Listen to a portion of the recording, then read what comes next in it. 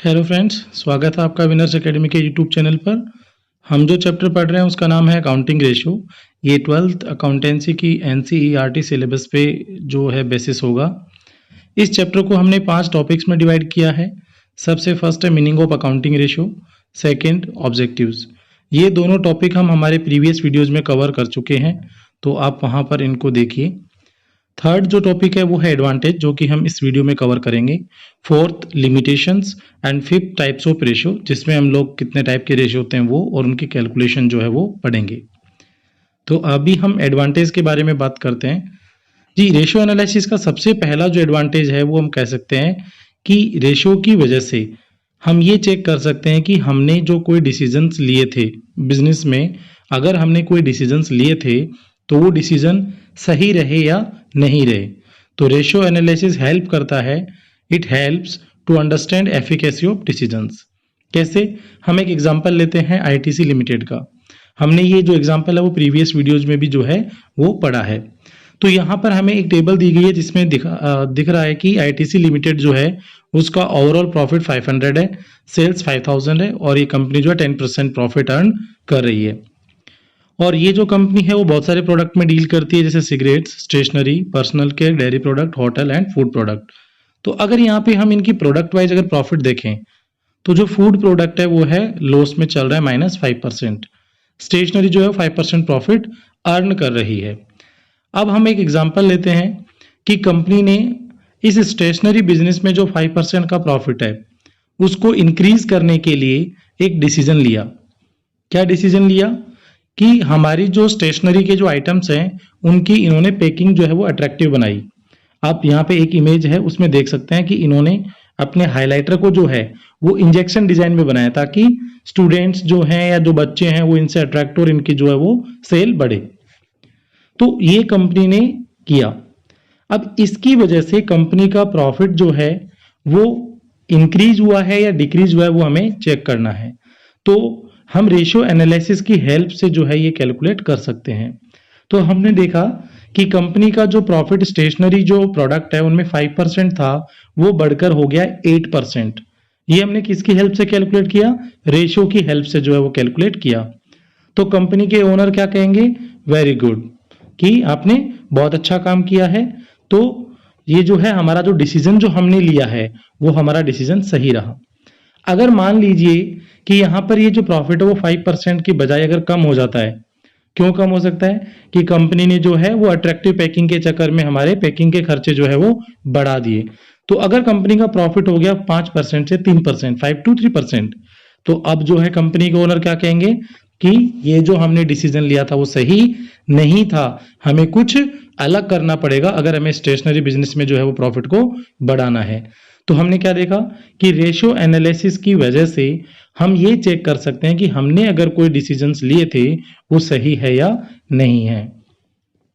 हमारा दूसरा जो एडवांटेज है वो क्या है कि रेशियो की वजह से हम कॉम्प्लेक्स जो फिगर्स हैं, ऐसी फिगर जो इजीली समझ में नहीं आ सकती, उनको जो है वो रेशियो की हेल्प से इजी बना सकते हैं, उनका रिलेशनशिप देख सकते हैं कि उस फिगर से जो है वो क्या हम मीनिंग निकाल सकते हैं। तो इसके लिए हम एक एग्जांपल लेते हैं कि आप जो पिक देख रहे हैं वो है आनंद महिंद्रा जी की, जो महिंद्रा कंपनी के ओनर हैं। वो अपने सेल्स मैनेजर से जो है वो ये पूछते हैं कि आपने जो है वो कितनी गाड़ियां जो है वो सेल करी। तो सेल्स मैनेजर कहते हैं कि 2018-19 में हमने जो है वो 1,50,000 कारें सेल करी थी और 19-20 में हमने 1,80,000 कार्स जो है वो सेल करी है। तो महिंद्रा जी क्या कहेंगे? नाइस जॉब, वेरी गुड, आपने जो है हमारी सेल्स इंक्रीज कर दी। तो अब केवल अगर इस डेटा के बेसिस पे हम देखें तो यहाँ पर हम ये कैसे कहेंगे कि सेल्स मैनेजर ने अच्छा काम किया है। बट अगर हम इसको आगे एनालिसिस करते हैं तो सेल्स मैनेजर ये कहते हैं कि 18-19 में हमारे पास में जो सेल्समैन थे या जो सेल्स एम्प्लॉय थे वो थे 5000 और 19-20 में कितने हैं? 9000। तो अगर हम पर एम्प्लॉय अगर सेल्स देखें कि 1,50,000 आप कार सेल कर रहे हैं, 5000 एम्प्लॉइज है, तो एक एम्प्लॉय ने कितनी कार सेल करी? एवरेज 30। जबकि 19-20 में कितनी सेल करी है? ओनली 20। तो अब हमने क्या किया कि ऊपर हमें जो कॉम्प्लेक्स फिगर दी हुई है, सेल्स मैनेजर कह रहे थे कि हमने 1.5 लाख कार बेच दी, हमने 1,80,000 कार बेच दी, हमने उसको सिंप्लीफाई किया, हमने उसका रिलेशनशिप देखा किससे? नंबर ऑफ एम्प्लॉइज से। तो हमें क्या पता लगा कि only 30 car last year cell हुई थी और इस बार तो 20 कार मतलब डिक्रीज हुआ है। तो अब महिंद्रा जी क्या कहेंगे, it's not a good job, आप लोगों को और भी मेहनत करने की जरूरत है। नेक्स्ट हमारा जो थर्ड एडवांटेज है वो है कि रेशियो एनालिसिस हमें हेल्प करता है कंपैरेटिव एनालिसिस में। तो फ्रेंड्स, कंपैरेटिव एनालिसिस जो है वो अलग अलग तरीके से हो सकता है। कैसे? आप एक ही कंपनी में अपने अलग अलग प्रोडक्ट को भी कंपेयर कर सकते हैं। इसके अलावा आप अपनी कंपनी को किसी दूसरी कंपनी से भी कंपेयर कर सकते हैं, या आप अपनी कंपनी के डिफरेंट ईयर्स के डेटा को भी कंपेयर कर सकते हैं। तो यहां पे हम जो एग्जांपल ले रहे हैं वो ले रहे हैं गूगल कंपनी का। यहां पे आपको जो साइड में एक गूगल कंपनी का रेवेन्यू दिख रहा होगा, 2007 में जो था 16.6 बिलियन यूएस डॉलर था, और जो कि 19 में जो है वो 160 बिलियन डॉलर हो गया है। इसको हमने जो है ग्राफ में भी शो किया है। तो यहां पर हम रेशियो एनालिसिस की हेल्प से जो है वो ये चेक कर पाएंगे कि ये कंपनी किस रेट से ग्रो कर रही है, और ये कंपनी अपने प्रीवियस ईयर्स के कंपैरिजन में इसका जो है वो ट्रेंड क्या चल रहा है। तो हमने यहाँ पर एक टेबल में शो किया है कि 2016 में कंपनी का जो रेवेन्यू है वो था 89.98 यूएस डॉलर बिलियन में। फिर 17 में कितना हो गया, 110.55। तो कितना इंक्रीज हुआ, 20.57 जो है इनका रेवेन्यू इंक्रीज हुआ है। अगर हम इसको एज ए परसेंटेज चेक करें कि 2017 में जो रेवेन्यू हुआ है वो 2016 के कंपैरिजन में कितना परसेंट इंक्रीज हुआ है, तो हम कैलकुलेट करेंगे 20.57 हमारा इंक्रीज है, और हमारा 16 में बेस ईयर में कितना रेवेन्यू है 89.98। तो 20.57 डिवाइडेड बाई 89.98 तो हमारा 23% हो गया। इसी तरीके से कंपनी ने 2018 में कितना प्रॉफिट अर्न किया है, प्रॉफिट नहीं, रेवेन्यू कितना अर्न किया है 136.36। तो अगर ये वैल्यू टर्म्स में देखें तो कितना इंक्रीज हुआ है 25.81। और अगर हम एज ए परसेंटेज देखें कि 2018 में जो रेवेन्यू है वो 2017 के कंपैरिजन में कितना इंक्रीज हुआ है 23%। फिर ऐसे ही हमने 2019 में चेक किया तो गूगल का जो रेवेन्यू है वो हो गया 160 बिलियन यूएस डॉलर, और 18 में कितना था 136। तो कितना इंक्रीज हुआ है, तो वैल्यू टर्म्स में हुआ है 24.38 और परसेंटेज में हुआ है 18%। तो अब आप देख सकते हैं कि रेशियो एनालिसिस हमने परसेंटेज में कैलकुलेट किया है, और इसकी वजह से ये कंपनी ये चेक कर सकती है कि हम जो हर साल कितना ग्रोथ कर रहे हैं, करीब करीब 20%। तो रेशियो एनालिसिस से हमने करंट ईयर को प्रीवियस ईयर और उनसे भी पहले के ईयर से जो है वो कंपेयर किया है। फोर्थ हमारा जो एडवांटेज जो है वो हो सकता है कि रेशियो एनालिसिस की हेल्प से हम हमारे प्रॉब्लम एरियाज को आइडेंटिफाई कर सकते हैं। इसके बारे में हमने प्रीवियस वीडियोज में भी डिस्कस किया था। जैसे हम एग्जांपल लेते हैं आईटीसी लिमिटेड का।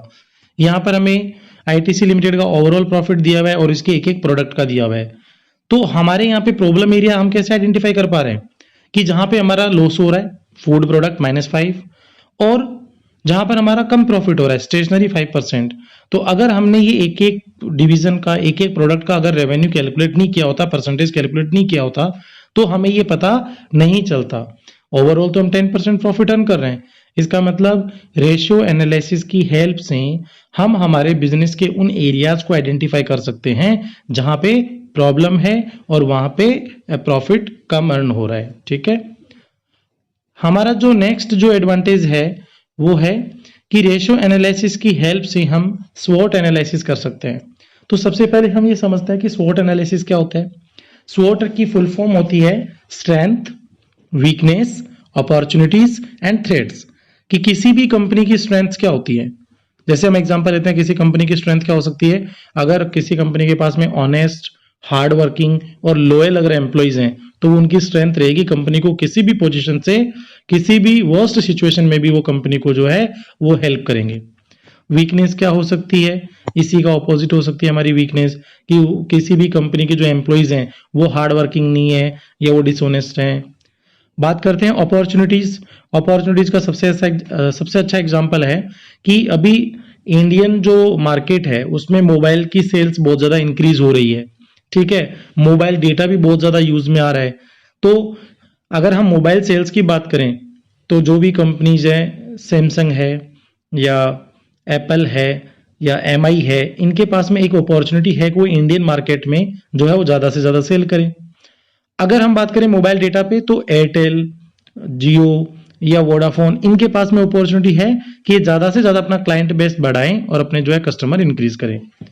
अब यहाँ पे बात करते हैं थ्रेट्स। थ्रेट्स कैसे हो सकता है कि जो छोटी कंपनी है, जैसे हमने बात करी कि आइडिया और वोडाफोन है, इन सब कंपनीज को थ्रेट है किससे? जियो से। क्यों? क्योंकि जियो जो है वो स्पीड के मामले में या प्लान के मामले में इनसे जो है अच्छी सर्विस दे रहा है।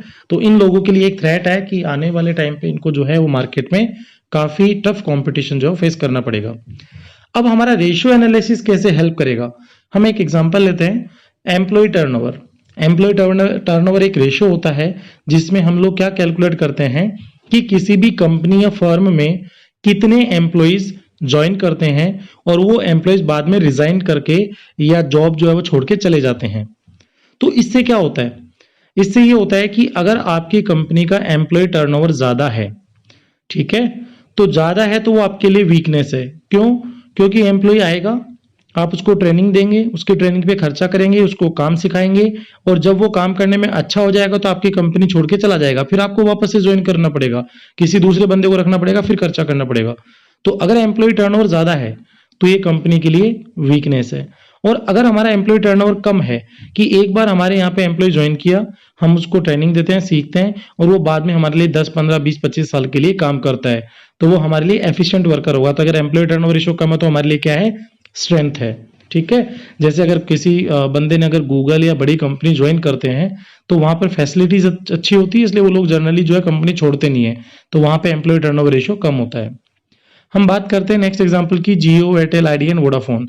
जैसा हमने भी डिस्कस किया था कि आने वाले टाइम पे इंडिया में मोबाइल्स की सेल बढ़ेगी, मोबाइल डेटा जो है वो भी ज्यादा कंज्यूम हो रहा है, तो इन सभी चारों कंपनीज के लिए एक अपॉर्चुनिटी है कि ये अपनी सेल्स इंक्रीज कर सकते हैं, अपने मोबाइल डेटा का कंजम्पशन जो है वो इंक्रीज कर सकते हैं।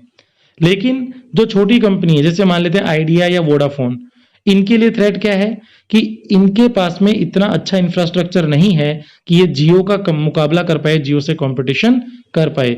तो रेशियो एनालिसिस की हेल्प से हम जो है वो किसी भी कंपनी, बिजनेस या फर्म के लिए स्वॉट एनालिसिस कर सकते हैं और हम जो है डिसीजन मेकिंग में हमें हेल्पफुल होता है।